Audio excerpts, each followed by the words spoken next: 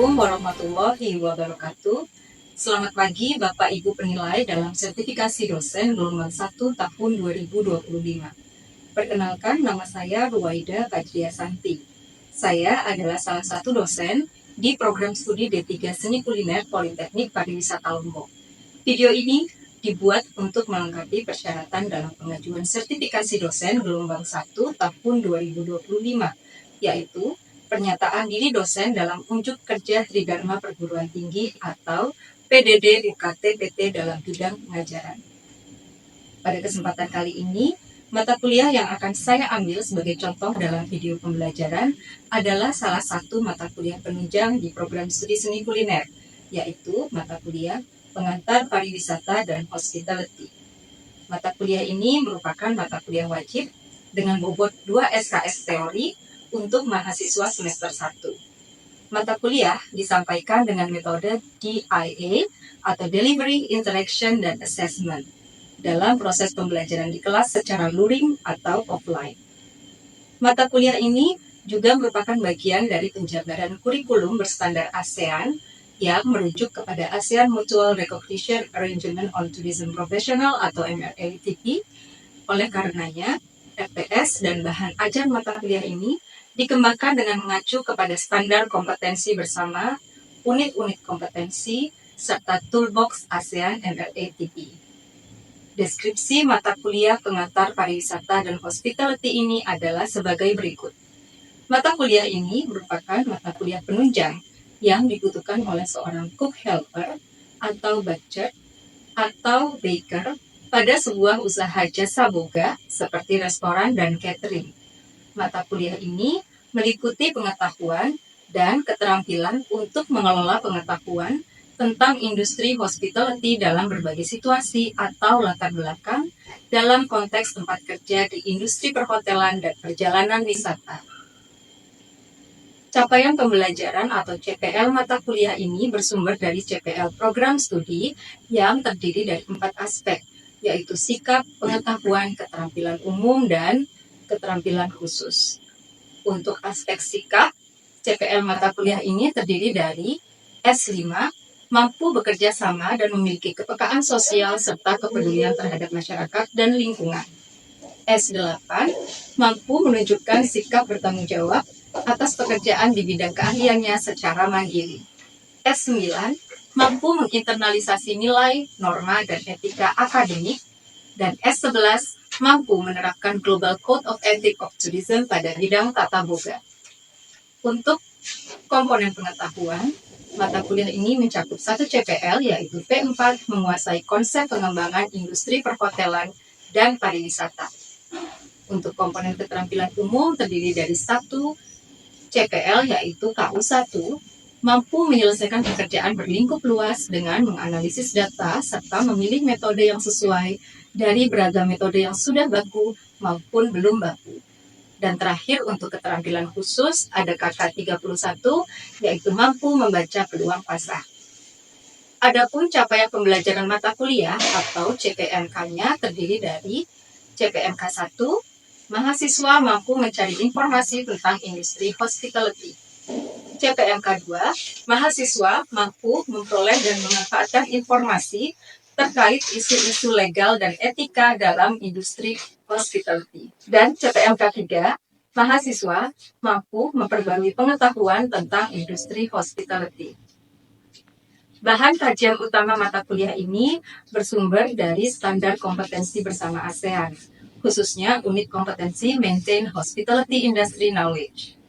Selain itu, mata kuliah ini juga mengakomodasi muatan lokal Center of Excellence Politeknik Pariwisata Lombok, yaitu pariwisata halal. Oleh karena itu, secara keseluruhan, pokok pembahasan dalam mata kuliah ini terdiri dari 1. Konsep dan pengertian pariwisata dan hospitality. 2. Sektor-sektor industri pariwisata dan hospitality. 3. Hubungan antar sektor dalam industri pariwisata dan hospitality. 4.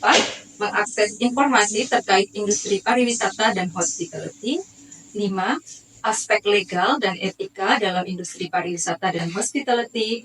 6. Tren dalam industri pariwisata dan hospitality. 7. memanfaatkan pengetahuan industri dalam pengembangan produk pariwisata dan hospitality, serta terakhir 8, konsep halal dalam industri pariwisata dan hospitality. Pustaka yang digunakan dalam mata kuliah ini terdiri dari pustaka utama dan pendukung. Pustaka utama adalah modul ASEAN Toolbox oleh Crosby et al., yaitu Trainee Manual, Teacher's Guide, dan Assessor Manual Maintain Hospitality Industry Knowledge. Pustaka pendukung diantaranya adalah Introduction to the Hospitality Industry oleh Barrows, Powers, dan Reynolds, serta Tourism Management oleh Blinger. Selain itu, mata kuliah ini juga memanfaatkan sumber-sumber referensi terkini seperti artikel ilmiah dan video-video praktik di lapangan yang relevan yang dapat dijadikan sebagai studi kasus bagi mahasiswa. Penilaian mata kuliah dilakukan menurut 4 komponen utama, yaitu tugas individu, harian, UTS, dan UAS. Di antara keempatnya, persentase terbesar berasal dari UAS, yaitu 40%, kemudian UTS 25%, harian 20%, serta tugas individu 15%. Komponen kehadiran tidak hanya menekankan pada kehadiran dan kedisiplinan mahasiswa, tetapi juga kelatihan dan kebersihan diri atau personal grooming. Metode pembelajaran yang digunakan dalam mata kuliah ini meliputi discovery learning, diskusi kelompok, presentasi kelompok, studi kasus, field trip, dan problem-based learning. Dosen memanfaatkan beragam media untuk menyampaikan materi pembelajaran, mulai dari perangkat keras seperti proyektor, flip chart, worksheet, dan post-it untuk pembelajaran interaktif di kelas, hingga perangkat lunak yaitu aplikasi Edlink. Edlink terutama digunakan untuk pembelajaran asynchronous untuk mengunggah beragam materi belajar sehingga mahasiswa dapat mengaksesnya kapanpun. Berikut adalah contoh video proses pembelajaran tatap muka yang dilakukan secara luring atau offline di dalam kelas.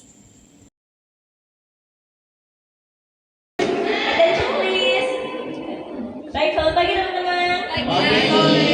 Jadi sebelum kita masuk ke kelas, kita mau cek rooming terlebih dahulu. Perlihatkan buku kalian dulu ya. Oke.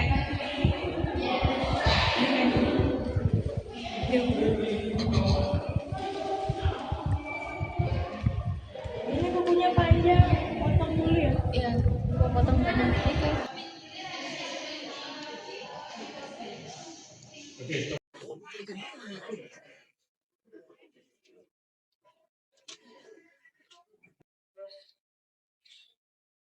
Stand up, please. Greeting. Good morning, how are you today? Thank you. I'm fine too, thank you. So sit down please and let's begin our class today. Before we start our class today, let's pray together. Pray, begin. Pray, finish. Oke, assalamualaikum warahmatullahi wabarakatuh.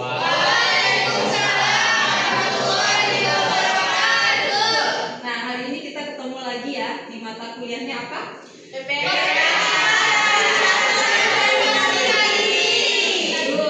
Jadi kita saat ini sudah masuk ke pertemuan ketiga ya. Nah, masih ingat kalian di pertemuan pertama dan kedua kita bahas apa? Pariwisata. So, pariwisata dan hospitality ya. So, what is tourism? What is hospitality? Ada yang bisa menjelaskan? Mungkin kita recall dulu pertemuan yang sebelumnya. Saya Miss. Yes, Winda, please.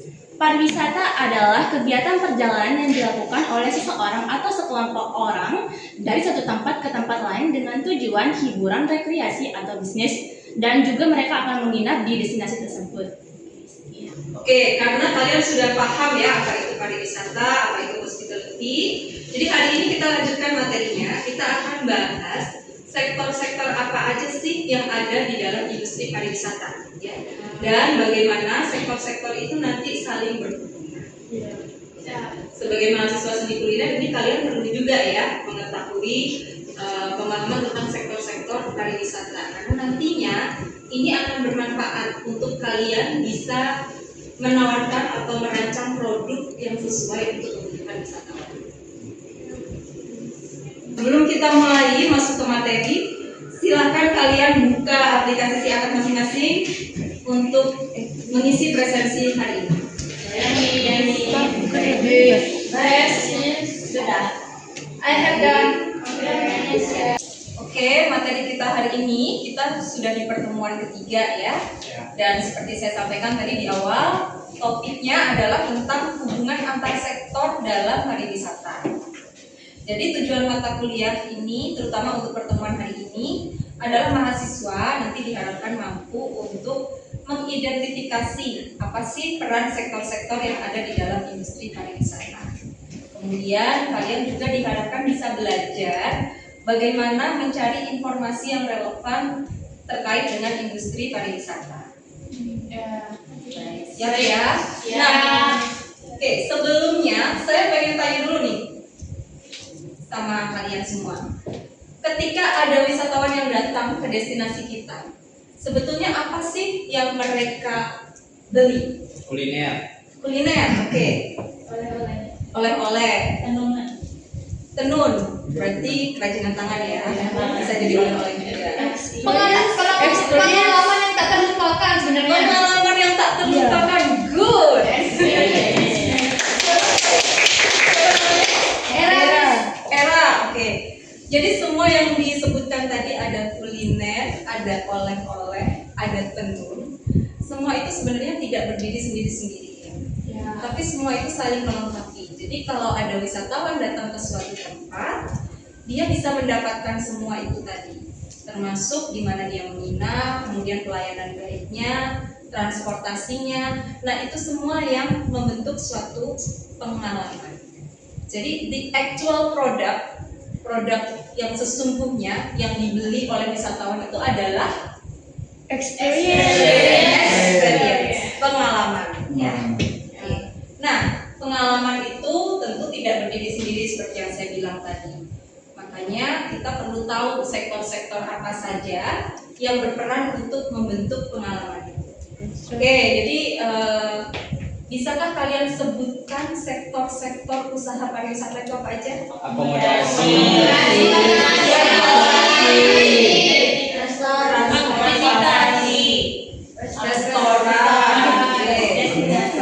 destinasi, oke, terus amenitas, alright. Kita coba lihat ya. Jadi, nah, kalau kita mengacu ke undang-undang tentang kepariwisataan, itu sebenarnya udah ada nih, ya, pembagian usaha pariwisata. Ada 13. Wow, Baru tahu? iya. Oke, kita coba baca sama-sama ya. Nomor 1, Daya tarik wisata, nomor 2, kawasan pariwisata, kemudian jasa transportasi wisata, jasa makanan wisata, jasa makanan dan minuman, akomodasi, kegiatan hiburan dan rekreasi, pertemuan, insentif, konferensi, pameran, informasi pariwisata, konsultan pariwisata, perahu wisata, wisata cerita, yes. Dan kita seni kuliner adanya di mana? Betul sekali. Jadi ini semua yang berkolaborasi di dalam satu destinasi untuk menciptakan pengalaman wisata. Ya. Oke, untuk detailnya, contoh-contoh usaha pariwisata yang tadi kita sebutkan bersama-sama itu, kalian bisa cek materi yang sudah saya tinggalkan di Etlink ya. Silahkan dibuka materinya. Jadi di situ sudah ada penjelasan lebih rinci tentang apa itu daya tarik wisata, apa itu kawasan pariwisata dan seterusnya.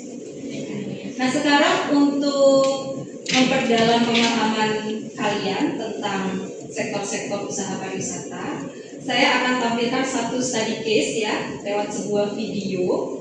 Video ini diambil di Desa Wisata Pujon, Malang. Ada yang pernah ke sana? Belum. Ada yang dari Malang? Oke, jadi kita coba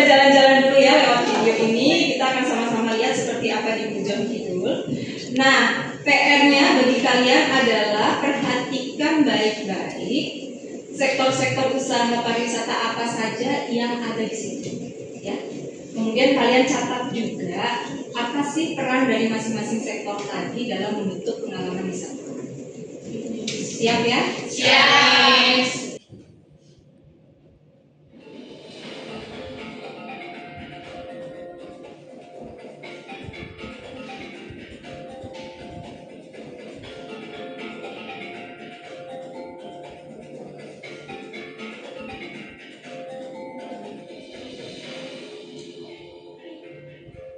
Dengan desa Beniam kita perkuat bahwa di desa itu semuanya ada, semua bisa berjalan di desa.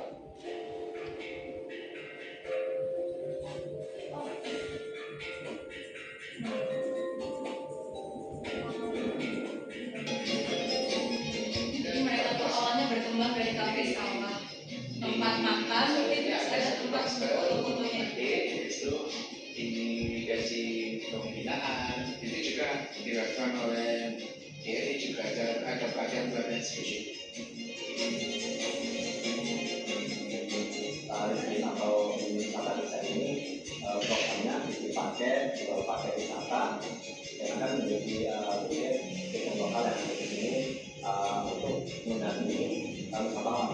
Nah, itu bisa menjadi edukasi atau untuk wisata sawah atau bisa juga orang yang di sini sharing tentang teknologi tentang mengeksplor desa, juga apa mengeksplor wisata, mungkin potensi yang ada di sini menjadi kemasan pakai wisata desa.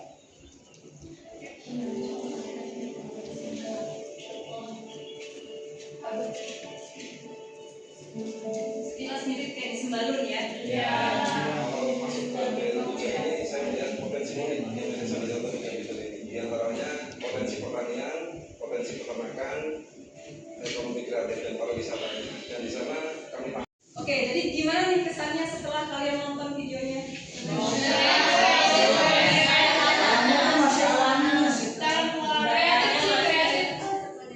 Jadi dia wisata alam ya, tapi dikombinasikan juga dengan wisata buatan. Oke, di Lombok ada nggak tuh yang kira-kira mirip seperti ini? Kalau dari alamnya mungkin Sembalun, tapi dari sisi fasilitas experience yang ditawarkan ada nggak yang sudah seperti itu dikembangkan? Belum ya? Ini kebayang ya potensinya sebenarnya bisa dibuat seperti itu. Nah, oke, sekarang kita balik ke sini ya tentang usaha pariwisata. Kita coba cocokkan satu persatu. Usaha daya tarik wisata ada nggak di sana? Ada.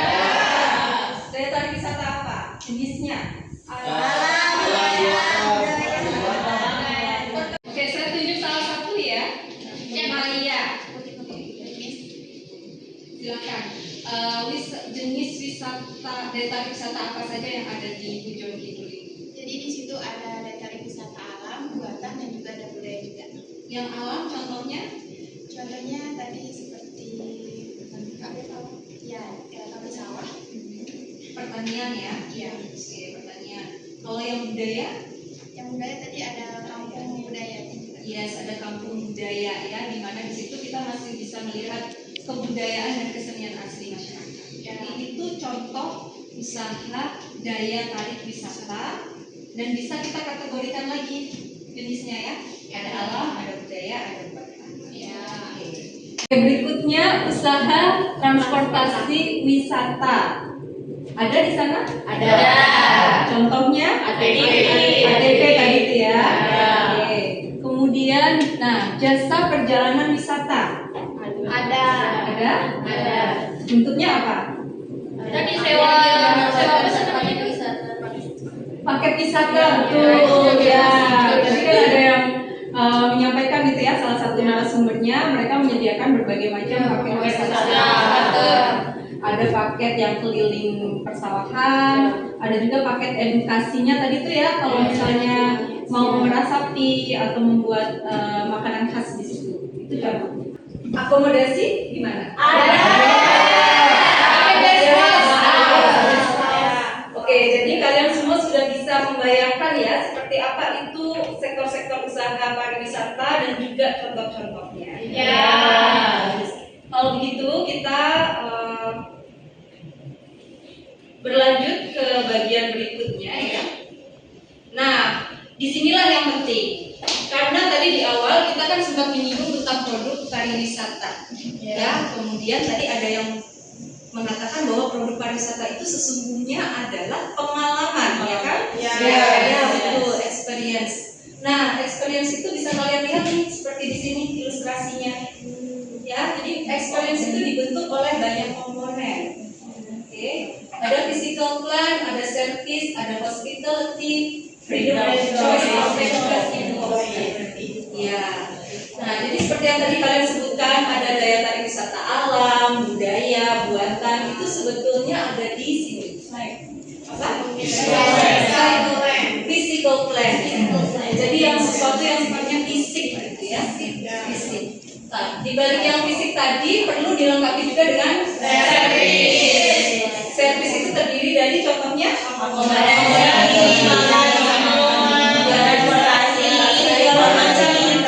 betul. Jadi segala macam pelayanan yang membuat kunjungan orang-orang ke daya tarik wisatanya itu jadi menyenangkan dan mudah. Ya. Oke. Berikutnya pasti ada hospitality. Nah, disitulah tempatnya kita ya sebagai SDM sumber daya manusia yang menyediakan ramah-ramah. Nah, berikutnya lagi ada freedom of choice and apa itu?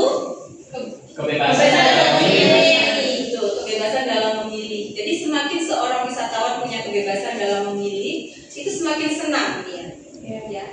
Nah, tetapi untuk mencapai freedom of choice dan involvement tadi, kita butuh juga peranan dari usaha-usaha yang lain yang ada di luar pariwisata. Contohnya tadi kalau di Pujon Kidul kita lihat ada industri BRI. BRI itu apa sih? Industri keuangan. Keuangan. Kemudian mereka menerapkan apa? Digital payment. Berarti ada pengaruh dari sektor teknologi. Nah, kemudian tadi daya tariknya juga banyak bersumber dari industri apa? Peternakan. Gitu ya. Jadi pariwisata itu bisa kita lihat tidak berdiri sendiri ya. Di dalamnya ada banyak sektor, di luarnya juga dipengaruhi oleh sektor-sektor yang lain. Jadi itu sebenarnya inti dari pertemuan kita hari ini. Oke, saya senang sekali karena dari terima kasih ya. Jadi saya senang sekali karena dari study case tadi ternyata kalian sudah bisa menangkap banyak hal ya tentang kompleksitas pariwisata. Jadi kalau bisa kita simpulkan, pariwisata itu industri yang sifatnya multisektoral. Untuk penutup, saya membutuhkan satu orang relawan untuk membacakan kesimpulannya. Ada yang bersedia? Pariwisata adalah industri yang bersifat multisektoral. Terus setiap sektor dalam pariwisata saling berkaitan dan berperan untuk memberikan pengalaman terbaik bagi wisatawan. Dan yang terakhir, mahasiswa perlu menguasai informasi-informasi yang relevan terkait sektor-sektor tersebut sebagai bekal untuk merancang produk pariwisata yang baik dan sesuai kebutuhan wisatawan. Oke, baik. Apakah ada yang ingin ditanyakan dulu sebelum kita akhiri pertemuan? Baik, terima kasih banyak. Nah, kita akan berjumpa lagi minggu depan ya, dan kita akan lanjutkan materi ini. Karena hari ini kita sudah membahas sektor-sektor dalam pariwisata. Jadi minggu yang akan datang kita akan membahas hubungan pariwisata di luar pariwisata. Ya, seperti kita singgung tadi ya, kita akan membahas lebih banyak tentang hubungan pariwisata dengan sektor-sektor yang lain. Oke, dan juga kita akan mempelajari beberapa tren terkini yang mempengaruhi industri pariwisata. Jangan lupa untuk mempersiapkan diri pada pertemuan berikutnya. Kalian bisa mengakses tugas ya yang sudah saya tinggalkan di Etnik masing-masing. Baik. Jadi sudah paham ya apa yang harus dikerjakan? Jika misalnya kalian ada kendala untuk mengakses tugas di Etniknya, boleh nanti segera kontak saya. Sampai di sini pertemuan hari ini dan berjumpa lagi di minggu depan. Stand up please. Say thank you to our lecturer. You're welcome. Have a nice day.